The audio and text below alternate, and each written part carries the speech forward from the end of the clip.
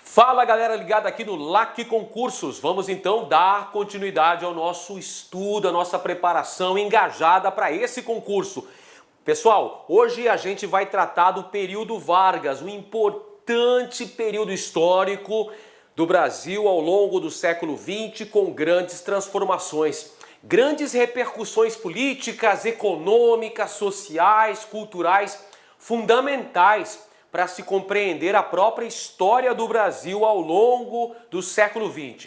Pessoal, chama-se Era Vargas ou Período Vargas, o contexto histórico em que Getúlio Vargas ocupou a presidência da República no Brasil. São 15 anos ininterruptos, divididos em 3 fases. Governo provisório, que vai de 1930 a 1934.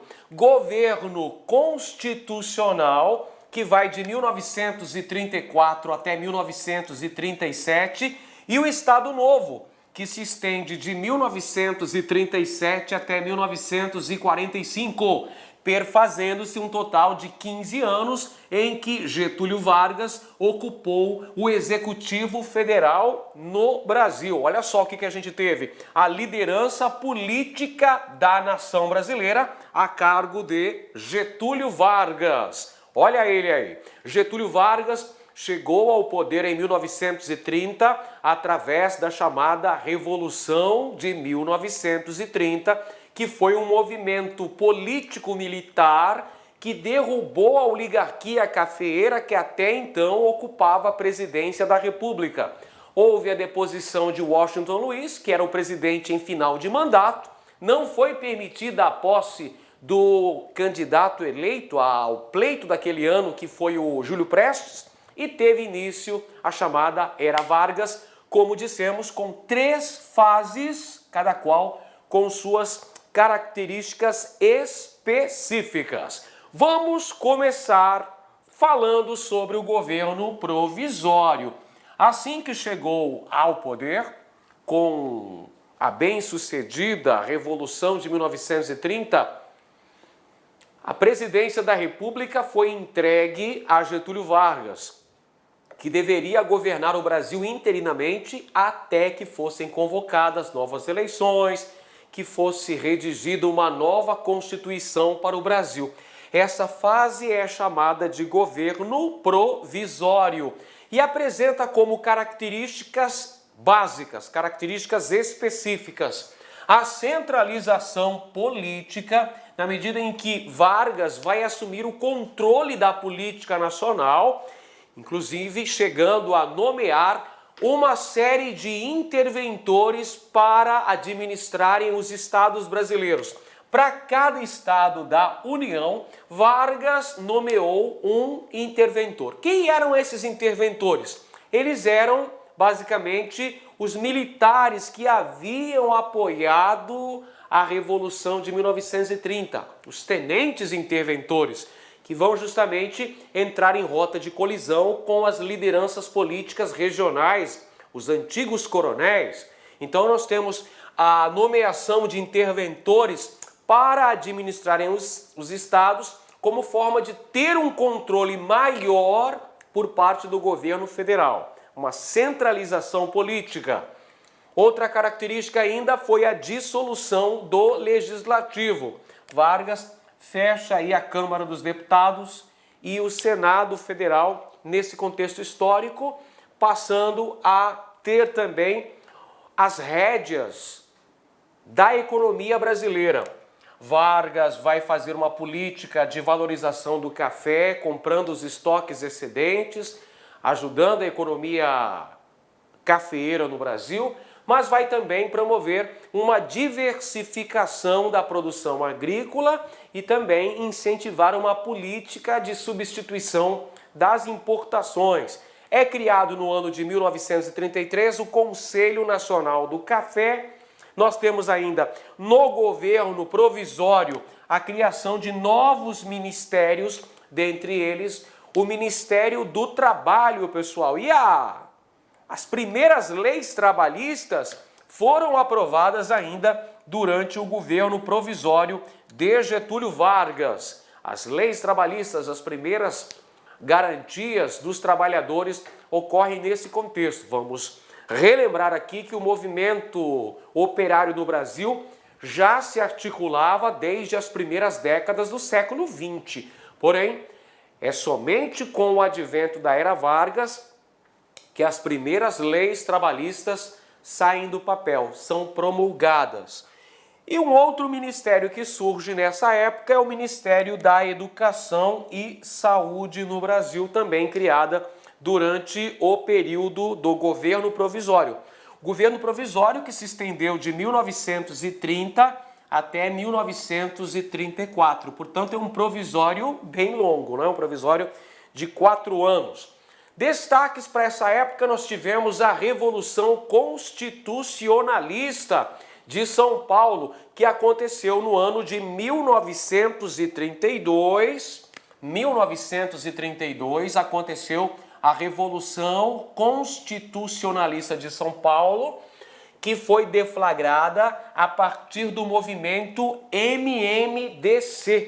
Movimento MMDC, que era justamente uma sigla que apresentava o nome dos estudantes de direito que foram mortos nos confrontos com a polícia numa manifestação contra Vargas. MMDC, Miragaia, Martins, Drauzio e Camargo. Esse movimento MMDC é que vai dar origem à Revolução Constitucionalista de São Paulo, que foi deflagrada no dia 9 de julho de 1932.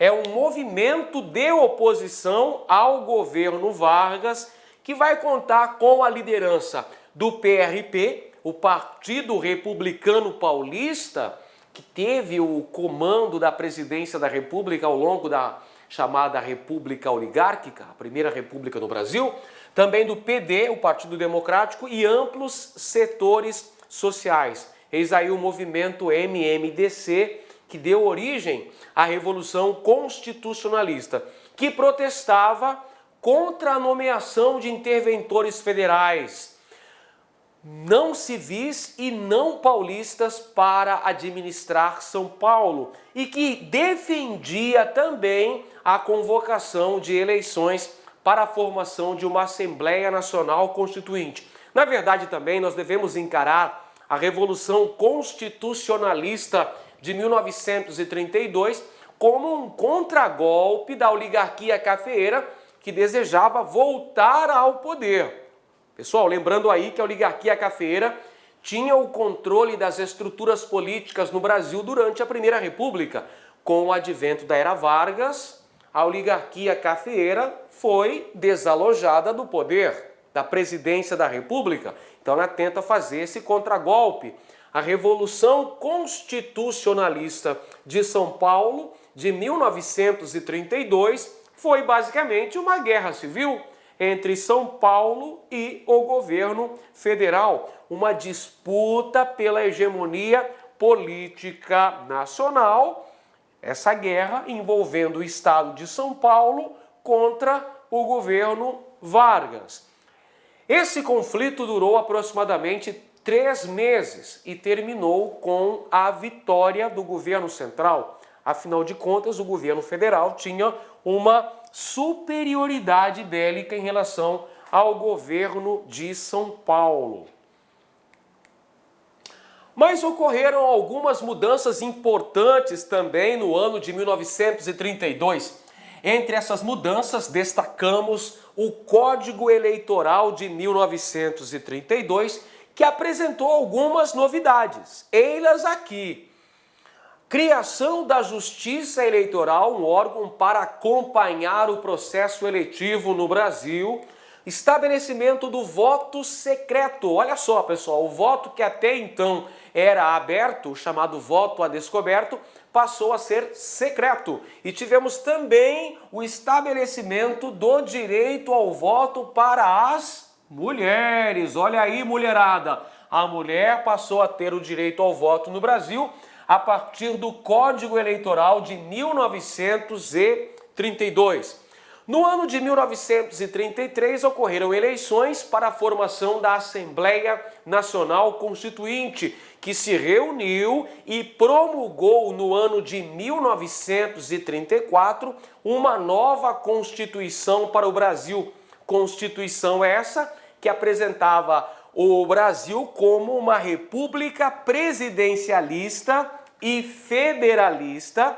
Essa Constituição, bastante democrática a propósito, era inspirada na Constituição da República de Weimar. A República de Weimar era na Alemanha, pessoal. A República de Weimar surgiu na Alemanha em 1919, logo após a Primeira Guerra Mundial, substituindo o Império Alemão, o chamado Segundo Reich. Perfeito?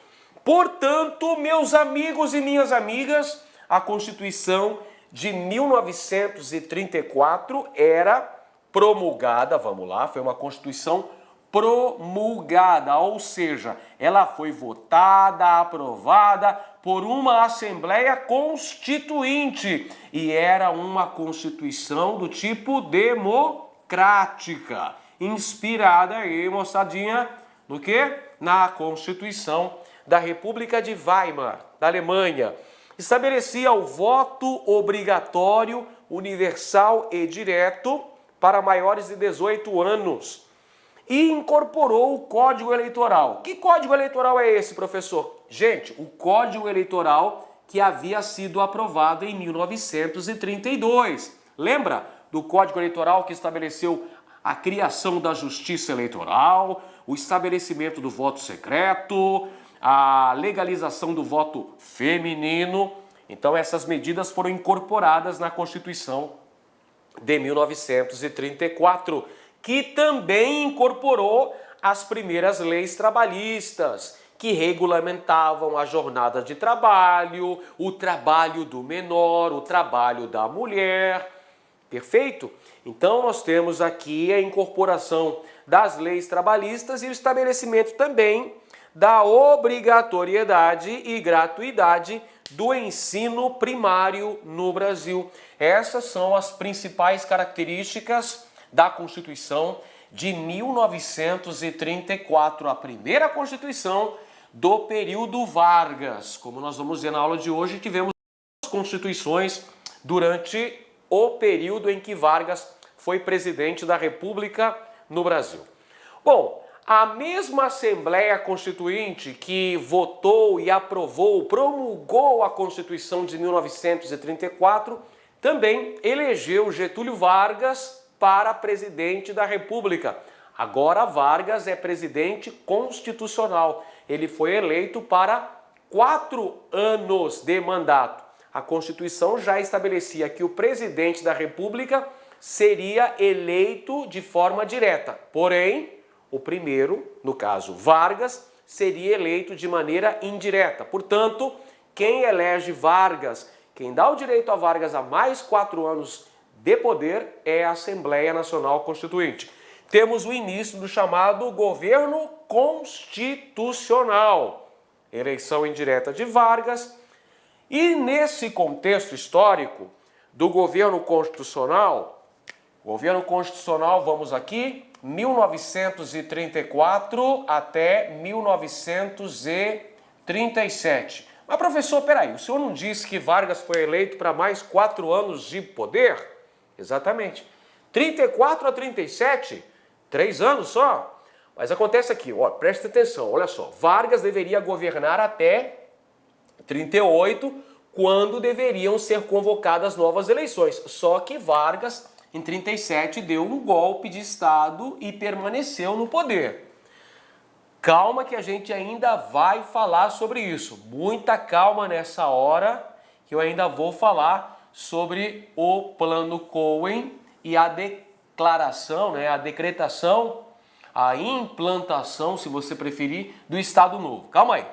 Primeiro é importante nós percebermos a influência da conjuntura europeia aqui no Brasil. A conjuntura europeia era marcada por uma grande bipolarização ideológica. De um lado, o nazifascismo com o fascismo de Mussolini na Itália, o nazismo de Hitler lá na Alemanha, e de outro lado o comunismo, pessoal, o comunismo do stalinismo da União Soviética. Logicamente que essas ideias, essa bipolarização ideológica, esquerda-direita, chegam aqui no Brasil e vão influenciar no surgimento de duas agremiações políticas aqui no Brasil. Duas ideologias antagônicas, uma de extrema direita, que são os integralistas. Olha aqui na ilustração aqui o galo Tupã, símbolo do integralismo aqui dos camisas verdes. A e B, Ação Integralista Brasileira. E de outro lado, A e B, olha os vermelhinhos aqui, pessoal. A galera comunista, Aliança Libertadora Nacional. Então são dois grupos. O grupo integralista, extrema-direita, A e B, Ação Integralista Brasileira. E o grupo de extrema-esquerda, Aliança Nacional Libertadora. Um grupo de inspiração fascista, outro grupo de inspiração comunista. Bacana, pessoal. Ó, aqui o símbolo do A e B, que era o galo, né? O galo Tupã. E eles eram intitulados como camisas verdes, dado ao uniforme verde que usavam, eram extremamente nacionalistas. Só que eram apelidados pelos seus opositores, os aliancistas, os chamavam de galinhas verdes. Está aqui ó, a galinha verde, beleza? Vamos conferir então aqui como é que eram esses dois partidos políticos. Vamos começar pela extrema-direita. Ação Integralista Brasileira, A e B, era um grupo de tendência fascista, ou seja, de extrema-direita. Tinha como principal liderança política o escritor Plínio Salgado. Olha ele aí, o Plínio Salgado fazendo a saudação integralista. Os integralistas se cumprimentavam com a saudação Anauê. Anauê era a saudação integralista. Olha o lema deles aqui, pessoal. O lema do integralismo no Brasil era Deus, Pátria e Família. Eles defendiam um Estado forte, antiliberal e anticomunista. De outro lado estava a Aliança Nacional Libertadora, que era um grupo de tendência comunista, ou seja, de esquerda. Tinha como principal liderança Luiz Carlos Prestes, o famoso Cavaleiro da Esperança, aquele da coluna Prestes que percorreu 25 mil quilômetros pelo Brasil. Luiz Carlos Prestes era o principal líder da ANL. Aí ele aí, pessoal, Cavaleiro da Esperança, Luiz Carlos Prestes. A Aliança Nacional Libertadora defendia, entre outras coisas, a reforma agrária, ou seja, a divisão das terras no Brasil para contemplar os menos favorecidos, o estabelecimento de um governo popular, a nacionalização das empresas no nosso país. E a ANL foi colocada na ilegalidade por Getúlio Vargas. Getúlio Vargas vai assinar um decreto colocando a Aliança Nacional Libertadora na ilegalidade. Por conta dessa ilegalidade é que a Aliança Nacional Libertadora resolveu organizar um levante contra Getúlio Vargas. Tentou tomar o poder em 1935. É uma fracassada revolta liderada pela ANL, que aconteceu em Recife e no Rio de Janeiro, que culminou com a prisão das lideranças principais da ANL, dentre elas Luiz Carlos Prestes e sua companheira, a alemã Olga Benário, que estava inclusive gestante. E vai servir de pretexto para Getúlio Vargas decretar o estado de sítio no Brasil lá em 1935. Esse episódio ficou conhecido como Intentona Comunista, é a fracassada tentativa de golpe dos aliancistas contra Getúlio Vargas. Não deu certo. As principais lideranças da ANL, dentre elas Prestes, acabaram sendo presas. Perfeito? Olga Benário, inclusive, foi enviada para a Alemanha, onde terminou morrendo num campo de concentração e extermínio. Vamos lá. Plano Cohen, pessoal, outro aspecto importantíssimo aqui que você precisa compreender. O Plano Cohen foi uma suposta revolução comunista no Brasil. Plano Cohen, 1937, foi uma fictícia ameaça de dominação comunista no Brasil, que vai ser usada como justificativa para o golpe de Estado que implantou o Estado Novo no Brasil em 10 de novembro de 1937. Então, o pretexto para a decretação da ditadura, o Estado Novo foi uma ditadura, um período autoritário, arbitrário, liderado por Getúlio Vargas. Então a alegação, o pretexto, a justificativa que vai ser usada para a decretação dessa ditadura comandada por Getúlio Vargas seria uma suposta ameaça comunista, uma ameaça de dominação comunista sobre o Brasil. Então só um governo forte, com uma grande liderança, poderia impedir que o Brasil caísse nas mãos dos vermelhinhos. Então essa é a justificativa, essa fictícia ameaça que Vargas vai usar para justificar a implantação de um regime arbitrário no Brasil que ficou conhecido como Estado Novo. Tá aí, pessoal? Vamos falar aqui do Estado Novo. Período que vai de 1937 até 1945. O que foi basicamente o Estado Novo, professor? Gente, o Estado Novo foi, acima de tudo, uma ditadura política liderada por Getúlio Vargas, que nesse período suspendeu as liberdades individuais, estabeleceu um extremado centralismo político no Brasil. O poder vai se aglutinar em torno da figura política de Getúlio Vargas. Podemos dizer aqui que temos uma supremacia do poder executivo. Intervencionismo estatal, tanto na política quanto na economia. Olha o que eu acabei de falar para você aqui, moçada.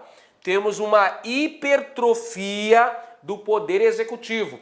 O poder executivo, exercido pelo presidente da República, tinha praticamente plenos poderes. Estavam com poderes aumentados. É a hipertrofia do poder executivo, então, nas mãos do presidente da República. Nessa fase, o principal inimigo do Estado Novo eram os comunistas.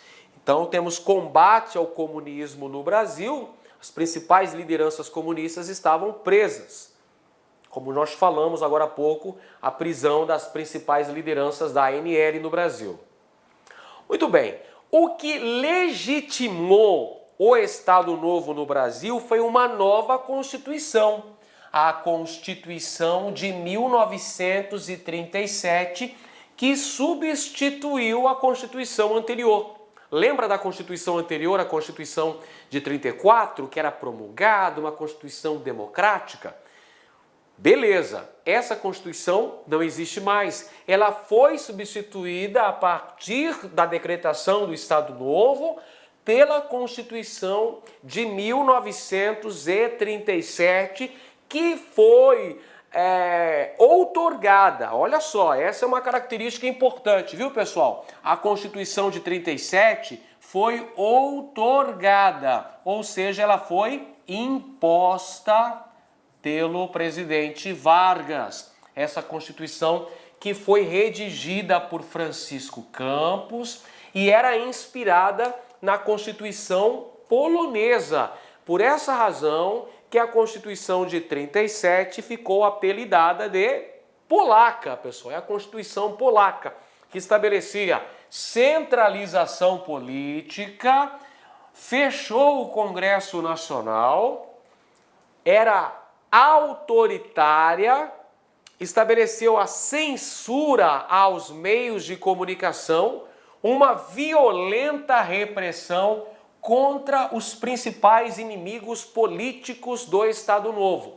Relembramos que o alvo principal, os adversários principais do Estado Novo eram os comunistas. Então nós temos inclusive a decretação de pena de morte para crimes políticos no Brasil. Essa era a Constituição polaca de 1937, que era inspirada na Constituição polonesa. Tivemos a criação de importantes órgãos aí durante o Estado Novo. Dentre eles o DASP. O que é DASP aí, professor? O DASP é o Departamento de Administração do Serviço Público. Departamento de Administração do Serviço Público, órgão que foi criado para dar maior dinamismo, maior eficácia para a burocracia estatal. Visava o controle da máquina político-administrativa no Brasil. Também foi criado o DIP, ou seja, o Departamento, vamos lá, Departamento de Imprensa e Propaganda. Departamento de Imprensa e Propaganda no Brasil, o DIP, que foi criado sob a inspiração do Ministério da Propaganda nazista.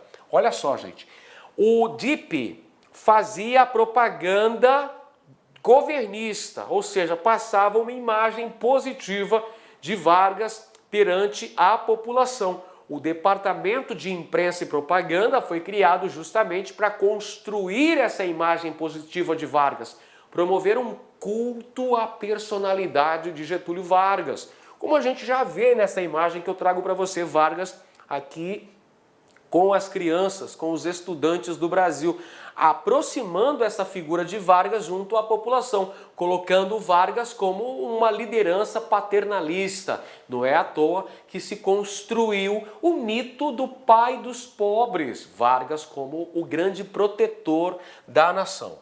O Departamento de Imprensa e Propaganda também fazia censura aos meios de comunicação, pessoal.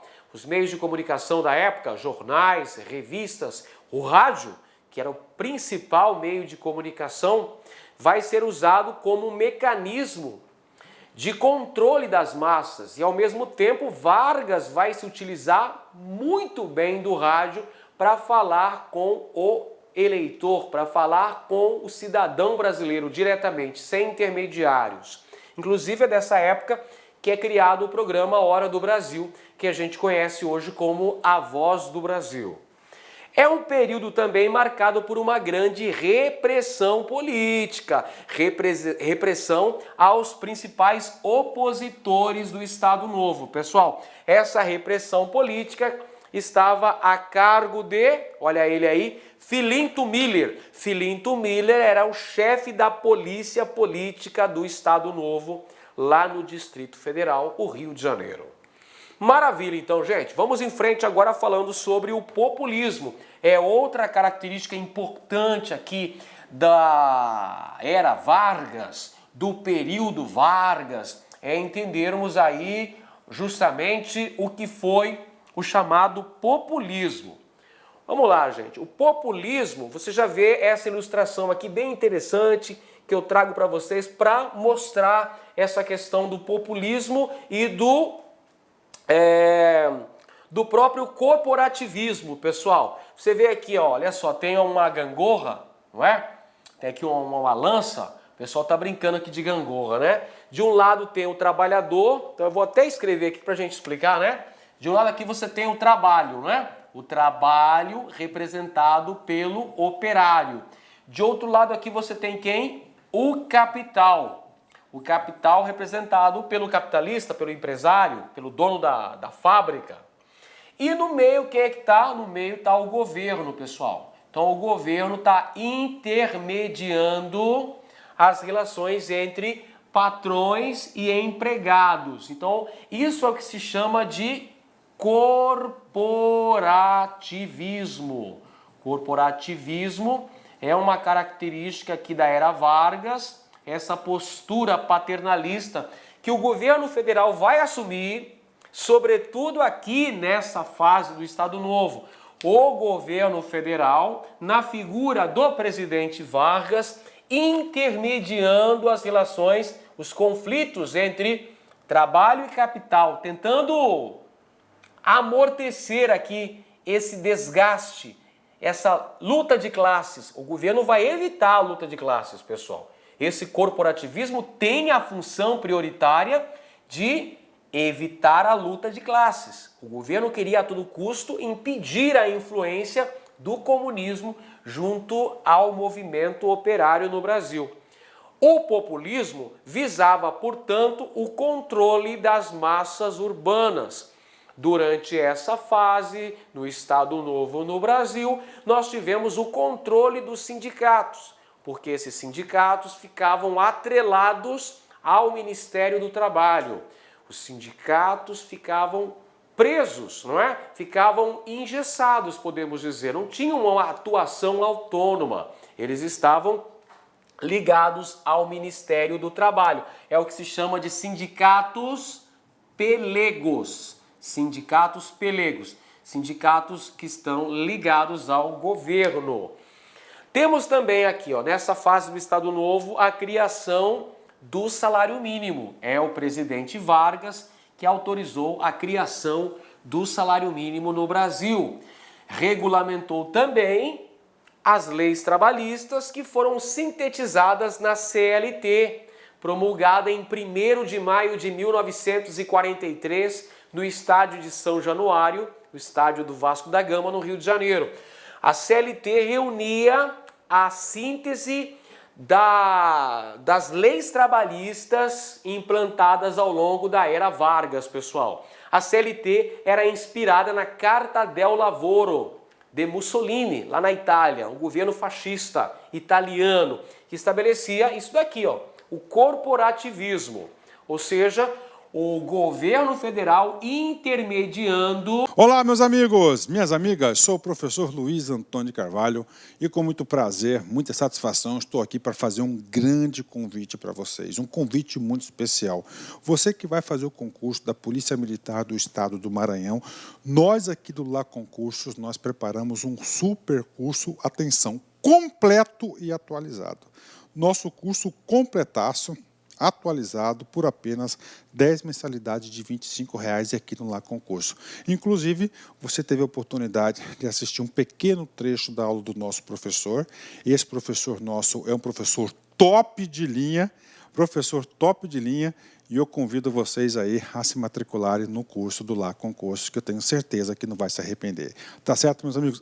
Já esquecendo, se você quer esse material de apoio que o professor acabou de utilizar, clique aqui embaixo, tem um link que vai direcionar para o nosso site e lá você vai fazer um pequeno cadastro, você pode fazer o download gratuitamente. Mas eu espero vocês aqui no Lá Concursos. Esse curso tem cláusula de garantia, você pode se matricular sem medo de ser feliz durante 5 dias. Se não gostou, você pode assistir quantas aulas quiser, baixar PDF, não gostou, encaminha um e-mail para a gente lá, nossa central de atendimento, que a gente vai fazer o cancelamento da sua matrícula na maior brevidade possível. Tá certo, meus amigos? Forte abraço, fique com Deus, espero vocês aqui no LAC. Fui, tchau. Clique lá.